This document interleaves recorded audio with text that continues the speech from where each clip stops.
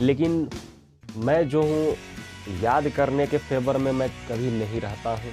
जो है हीरो बनेंगे तो फिर जो है एग्ज़ाम में फेल हो जाएंगे। तो इसको मैं सेल्फ टेस्ट का नाम देता हूँ, मतलब खुद की जांच खुद से करना।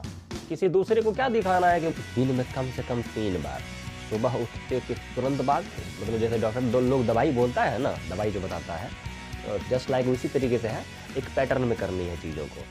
तो ये बात पक्की है कि उस बच्चे को जो है वो चीज़ें याद होने वाला है नहीं, और ये जो भी मैंने इस वीडियो में तरीका बताया है वो कभी भी उसके लिए वो सारी तरीका है नहीं। हेलो स्टूडेंट्स, तो कैसे हैं आप सभी? उम्मीद है अच्छे होंगे, मस्त होंगे। तो आज आप सभी बच्चों के लिए एक प्यारा सा सवाल और उसके जवाब को लेकर मैं आया हूँ। आप सब में से कितने बच्चे हैं जिसको जो बहुत सारे सवाल जो होते हैं उसको याद करना पड़ता होगा, लेकिन आप में से बहुत सारे बच्चे ऐसे होंगे जिसको कि वो सवाल याद नहीं होता है। उसका जवाब भी बहुत सारा लॉन्ग होता है, उसको याद करना बहुत ज़्यादा कठिन हो जाता है। आप सबको खास करके जब एग्ज़ाम नज़दीक हो और उस समय क्वेश्चन याद ना हो रहा हो, उसका आंसर याद ना हो रहा हो, कितना ज़्यादा परेशानी होती है उस समय। वैसे तो आप सब सोच रहे होंगे कि मैं इसके लिए कुछ अच्छा सा जवाब दूँगा ही, वैसे जवाब तो दूँगा, लेकिन मैं जो हूँ याद करने के फेवर में मैं कभी नहीं रहता हूँ। कहने का मतलब है मैं कभी भी किसी भी बच्चे से किसी भी सवाल और उसके जवाब को याद करने के लिए नहीं कहता हूँ। पर होता क्या है कि क्योंकि एग्ज़ाम जो है नज़दीक रहता है, उस समय जो है हमको बहुत सारी चीज़ें होती हैं जिसको कि याद करना होता है। क्योंकि अगर हम उस समय अगर जो है हीरो बनेंगे तो फिर जो है एग्ज़ाम में फ़ेल हो जाएँगे। उस एग्ज़ाम पास करना बहुत बड़ी बात नहीं होती, लेकिन कुछ हद तक तो एग्ज़ाम जब नज़दीक हो अगर पास नहीं होंगे तो नेक्स्ट क्लास में भी नहीं जाएँगे, तो फ़ायदा तो नहीं होगा। लेकिन हाँ, तो मैं जो हूँ आज इसका जवाब देने वाला हूँ, ठीक है? देखिए, सबसे पहले आप अपने आप से इस बात को पूछना है, किसी और से नहीं पूछना है, जवाब आप ही के पास है इसका। सबसे पहले आप ये बताइए कि जब आप किसी क्वेश्चन को पढ़ रहे होंगे, रीडिंग कर रहे होंगे, उसका आंसर जब रीडिंग कर रहे होंगे, क्या आपको उस सवाल का जो लिखावट है या उसका जो जवाब है, उसका जो लिखावट है, क्या आप अच्छे से पढ़ पाते हैं क्या? अच्छे से पढ़ना मीन्स क्या? कि जब भी आप रीडिंग कर रहे होंगे, एक भी शब्द ऐसा नहीं होना चाहिए जिसमें कि आप उसको पढ़ रहे हों और आप यहाँ रुक जाएँ। मतलब बिना रुके, थोड़ा-सा भी अटके ना, एकदम पढ़ पाते हैं क्या? मतलब अगर मैं आपसे कहूँ, कैसे चेक करेंगे ये कि हम अच्छे से पढ़ पाते हैं कि नहीं? देखिए, होता क्या है कि जब हम रीडिंग कर रहे होते हैं, तो जो हमारा जो ब्रेन है या हम खुद भी किसी शब्द को जैसे मान लीजिए पढ़ लिए, तो ऐसा लगता है कि हमको जो है रीडिंग अच्छे से आ गया है, जबकि ऐसा होता नहीं। देखिए, जो चीज़ें हमें नहीं आता हमें एक्सेप्ट कर लेनी चाहिए, और लेकिन हाँ, उस पर काम तो करना है ना। तो जैसे मान लीजिए मेरे सामने जो है कुछ लिखावटें दिख रही है, मैं उस चीज़ को जो है एक बार रीडिंग करके बता देता हूँ आपको। जैसे यहाँ लिखा हुआ है, स्वामी विवेकानंद जी का एक थॉट है, उनका कुछ कहना है, लिखा हुआ है। लिखा है, we are what our thoughts have made us, so take care about what you think. Words are secondary, thoughts live, they travel far. तो जब मैं इस चीज़ को रीडिंग कर रहा था, तो आप सब इस चीज़ को सुने हैं अभी। तो एक बात बताइए, क्या मैं सोच भी रहा था क्या कि इस शब्द को कैसे पढ़ा जाए? अगर मान लीजिए वो जो शब्द है, अगर शब्द थोड़ा-सा बड़ा होता, कॉम्प्लिकेटेड होता, तो उसको पढ़ते समय जो है थोड़ा ही सही पर रुकते ज़रूर। आप सब में से बहुत सारे बच्चे रुकते होंगे।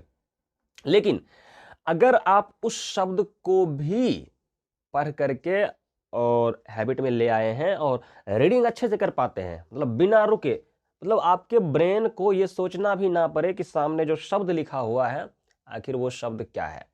एक बार नहीं आता तो एक बार उस चीज़ को जो है ऐसे सर्कल करके घेर लीजिए और उस शब्द को पढ़ना सीख लीजिए बढ़िया से, ठीक है। उसके बाद मान लेते हैं हम आप सभी बच्चे को जो है जो रीडिंग है, रीडिंग अच्छे से आ गया है, ठीक है। तो अगर देखिए ये मैंने बोल दिया कि रीडिंग अच्छे से आ गया है, ये चीज़ें तुरंत नहीं होती हैं, ठीक है। ब्रेक क्लास के बच्चे भी अगर इस वीडियो को देख रहे हैं तो उनको जो है लग रहा होगा कि रीडिंग मुझे अच्छे से आ रहा है। जबकि देखिए आप जब रीडिंग दे रहे होंगे तो आपको खुद ऐसा लगेगा कि जो शब्द लिखा हुआ है, सेंटेंसेस लिखे हुए हैं, उसको पढ़ते समय जो है आपको कभी-कभी सोचना पड़ता होगा। तो ये थिंकिंग नहीं होनी चाहिए उस समय, थोड़ा-सा भी नहीं।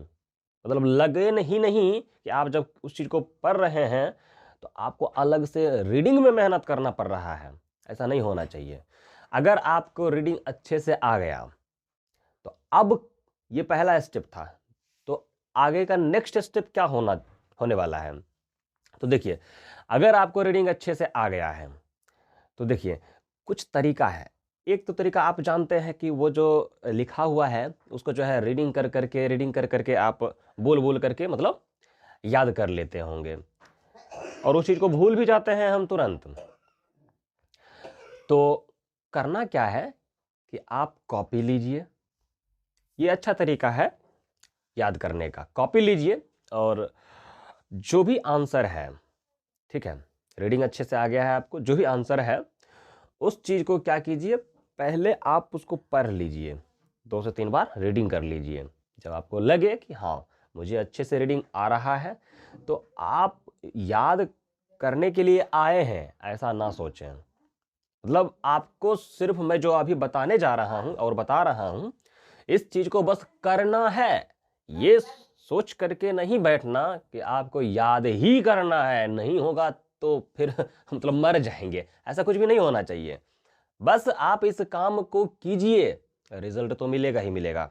इंस्टेंट तुरंत तो 2 मिनट में नहीं ना मिल जाएगा, लेकिन हाँ, एक टाइम है उस कम से कम आधा घंटा, 40 मिनट अगर करेंगे, तो याद हो जाएगा और ये चीज़ें अगर प्रैक्टिस में आ जाएगी तो फिर 10 मिनट में भी हो सकता है, 5 मिनट में भी हो सकता है। बस हैबिट में आ जाना चाहिए जब तब ऐसा होगा।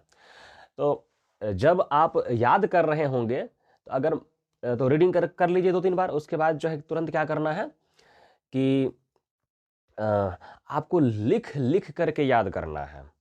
मतलब जब एक बार देख करके आंसर लिख लीजिए, देख करके ही नीचे जो है क्या कीजिए, जो भी आंसर है उसको जो है लिख करके क्या कीजिए, याद कीजिए। मतलब लिखना भी है, बोलना भी है। मैं आपको कहता हूं कि मुश्किल से 1 पेज लिखिएगा, आपको याद हो जाएगा। पॉजिटिव थिंकिंग के साथ अब ये सोच के ही बैठें कि याद कैसे हो जाएगा 1 ही पेज में। हाँ, तो मैं आपसे कहता हूं ऐसे बच्चे को कभी भी याद हो ही नहीं सकता, ठीक है। हमको पॉजिटिव थिंकिंग के साथ बैठना है, याद करने के लिए याद होगा और पक्का याद होगा, ठीक है। तो क्या करना है, मुश्किल से आप 1 पूरा पेज लिखिए, ना याद हो तो इसका मतलब बस छोड़ देंगे, तुरंत नेक्स्ट पेज में कीजिए। मतलब मैं कह रहा हूं कि 10 से 11 बार लिखते-लिखते जो है ना, हाँ, आपके लिखने का जो स्पीड है वो भी फास्ट होना चाहिए। आपका थोड़ा-सा हो सकता है याद करते समय लिखते-लिखते जो है थोड़ा-सा हाथ दर्द करने लगे, तो क्या कीजिएगा, छोड़ दीजिएगा। देखिए छोड़ दीजिएगा तब तो आपसे कुछ होगा ही नहीं। लेकिन अगर हम लिख-लिख करके याद करेंगे, मतलब हाथ को भी नहीं सोचना पड़े, रुकना पड़े कहीं, किसी चीज़ को लिखते समय आपके मन में शब्द आया और हाथ लिख देना चाहिए, वो स्पीड होना चाहिए, ठीक है ना? तो वो हैंड रिटन का भी स्पीड जो है लिखने से ही आता है। तो इसलिए जो है आप उसको लिख-लिख करके याद कीजिए। मैंने खुद भी बहुत सारे बच्चों को इस तरीके से जो है अपने सामने बिठा करके इस चीज़ों को करवाया है और उसको याद हुआ है और वो भी बच्चे अगर इस वीडियो को देख रहे हो तो उनको ज़रूर पता होगा ये बातें। तो दूसरा स्टेप ये हुआ कि आप जो है लिख करके क्या कीजिए, याद कीजिए। जब आपको याद हो जाए, मतलब आपको अंदर से लगे कि मुझे याद हो गया है। तो किसी दूसरे को बुलाना नहीं है कि मेरा सुन लो, देखो हमको याद हो गया है, दिखाने वाला काम नहीं। अपने आप को जो भी चीज़ें करनी है, कहनी है, सारा चीज़ अपने से कहना है, ठीक है। तो इसके बाद क्या करना है? इसके बाद क्या करना है, जो मतलब आपका जो नोटबुक है, उसमें आप उस आंसर को जो आपको याद हो गया है, आप उसको लिखें। लिख करके मैच करें। मैच हो जाए, सही हो जाए, तो अपने आप से कहना है कि हाँ, तुमको याद हो गया है, ठीक है ना। ये इसको मैं सेल्फ टेस्ट का नाम देता हूं, मतलब खुद की जांच खुद से करना। किसी दूसरे को क्या दिखाना है कि मुझे याद हो गया है, दिखाने वाला काम नहीं, शो ऑफ नहीं करना, बस अपने आप से सारा चीज कहना है। सेल्फ टेस्ट कर लेना है, मतलब उसका आंसर लिखना है और मैच कर लेना है। सही हो जाए तो अपने आप को ब्लेसिंग के लिए जो है नंबर भी दे दीजिए, खुद से अपना खुद का साइन भी कर लीजिए। मैं बहुत सारे बच्चों को कहता हूं और करवाता हूं ये चीजें, ठीक है। तो सेल्फ टेस्ट बहुत ज़्यादा ज़रूरी चीज़ है। हाँ, लेकिन ये चीज़ें उसी के लिए सही होगा जिसको अपने आप को जानना कष्टदायक नहीं लगता।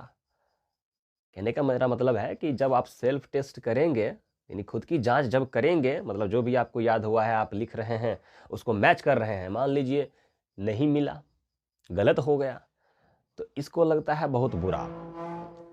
जो बच्चे इस चीज़ को एक्सेप्ट अगर कर लिए और ये मान लिए कि अच्छा कोई बात नहीं, हमसे गलती हुआ है, फिर याद कर लेंगे, तब तो कोई बात नहीं, अच्छा है ये। लेकिन अगर किसी को कष्ट हो गया अंदर से, तो ये बात पक्की है कि उस बच्चे को जो है वो चीज़ें याद होने वाला है नहीं। और ये जो भी मैंने इस वीडियो में तरीका बताया है, वो कभी भी उसके लिए वो सारी तरीका है नहीं, ठीक है। तो जो भी कमजोरियां होंगी हमारी, तो हम अपने आप को ही बताएंगे ये सारी चीजें, और अपने आप से ही दूर करेंगे इन सभी तरीका को सीख करके, ठीक है। तो तीसरा स्टेप में मैं ये जोड़ना चाहूंगा कि आप सेल्फ टेस्ट करें। अगर आप बोल करके भी याद कर लिए हैं, अगर स्पीड बहुत ज़्यादा बढ़ गया है तो आपका, तो सेल्फ टेस्ट करें खुद का और खुद को नंबर दें। और ये तीसरा स्टेप है, ठीक है ना। तो एक बार मैं सारा स्टेप्स को समराइज कर देना चाहूँगा। सबसे पहला जो स्टेप था उसमें मैंने ये बताया कि आपका जो रीडिंग जो स्पीड है वो बेहतर होना चाहिए। उस समय सोचना भी ना पड़े कि आप पढ़ किस तरीके से रहे हैं, बस अपने आप पढ़ा जाना चाहिए, फर्स्ट स्टेप। दूसरा स्टेप ये है कि आप लिख लिख करके याद करें, और लिखने का स्पीड बोलने का स्पीड लगभग लगभग बराबर हो तो ज़्यादा बेहतर होगा। मतलब ये भी नहीं कि हाथ बहुत ज़्यादा फास्ट चलना चाहिए, मतलब इतना कि मन जो शब्द को कहा है कम से कम हाथ तुरंत लिख पाए। अब उस समय लिखते समय आपके दिमाग में ये चल रहा है कि अरे उसका तो स्पेलिंग ही मैं भूल गया हूँ, तो ऐसा नहीं होना चाहिए। अगर ऐसा हो रहा है तो फिर उस शब्द को याद कर लीजिए पहले, फिर आप इस तरीके से लिखिए। और ये तो जैसे जैसे ये आपका आदत बन जाएगा तो फिर सारा चीज़ जो है, जो भी दिक्कत है सारा दूर हो जाएगा, क्योंकि आप लिख रहे हैं, लिखने से आपका स्पेलिंग भी याद हो रहा है, क्वेश्चन आंसर तो याद हो ही रहा है, ठीक है, तो स्पेलिंग भी याद हो रहा है। तो ये दूसरा स्टेप था। तीसरा स्टेप इसमें मैंने आपको बताया कि सेल्फ टेस्ट करें, मतलब खुद की जांच करें और देखें कि आपको कितना याद हुआ है, ठीक है। ये सारा चीज जो 3 स्टेप मैंने बताया, ये आप जब पहली बार चीजें करेंगे तो समझने में समय लगेगा और अपने मन में उस चीज को बिठाने में समय लगेगा। लेकिन कम से कम ये चीजें आपको जो है ना एक पैटर्न में करनी है। क्या कहने का मेरा मतलब है, जैसे मान लीजिए जैसे एक दिन होता है 24 घंटे का, जिसमें आप करीबन 7 से 8 घंटा जो है सोते होंगे, बाकी के जो बचे समय है उसमें आपको स्कूल वगैरह भी जाना होता होगा, या जो बड़े बच्चे हैं उसको कॉलेजेस भी जाने होते होंगे। तो बाकी का जो समय बचता है, आप प्रयास करें कि खास करके जो सुबह का पहला समय होता है, मतलब जब आपकी नींद खुली तो आप तुरंत जो है एक बार जो भी सारा बात मैंने बताया, आप एक बार जब आपको सारा चीज़ याद हो चुका है तो रिवीजन के तौर पर 5 से 10 मिनट ज़रूर निकालिए। ठीक है? तो एक पैटर्न में मतलब कहने का मतलब है कि दिन में कम से कम 3 बार, सुबह उठते के तुरंत बाद, मतलब जैसे डॉक्टर दो लोग दवाई बोलता है ना, दवाई जो बताता है, जस्ट लाइक उसी तरीके से है, एक पैटर्न में करनी है चीज़ों को, ठीक है? और स्कूल वगैरह से जब आ जाते हैं, तो उस समय भी कर सकते हैं तुरंत। लेकिन हाँ, दूसरा स्टेप जो है, ख़ास करके जब हम रात में जब सोने जाते हैं, तो क्योंकि पता ही है कि जब हम सो रहे होते हैं, तो हमारा जो ब्रेन है, बहुत सारी चीज़ों को इरेज़ कर रहा होता है, डिलीट कर रहा होता है, जो भी हमने दिन भर में किया। तो उससे पहले अगर हम चीज़ों को जो भी करते हैं, वो चीज़ें हमें हमें सुबह तक याद रहता है, ठीक है? ताकि अगर जब हम सुबह जगेंगे, तो जो भी चीज़ें हमने रात में तुरंत किया था, वो चीज़ें याद होगी, तो फिर हम जब सुबह जगेंगे, तो वो सारी चीज़ें हमारे दिमाग में रहेगा, हम कर पाएँगे और करेंगे तो याद रहेगा। तो इसी पैटर्न में जो है चीज़ें करनी है, ठीक है? ऐसा 2-3 बार कीजिएगा, बस हो जाएगा याद, ठीक है ना? तो मिलते हैं इसी तरीके के इंटरेस्टिंग वीडियोज़ के साथ हम लोग नेक्स्ट वीडियो में। तब तक के लिए थैंक यू।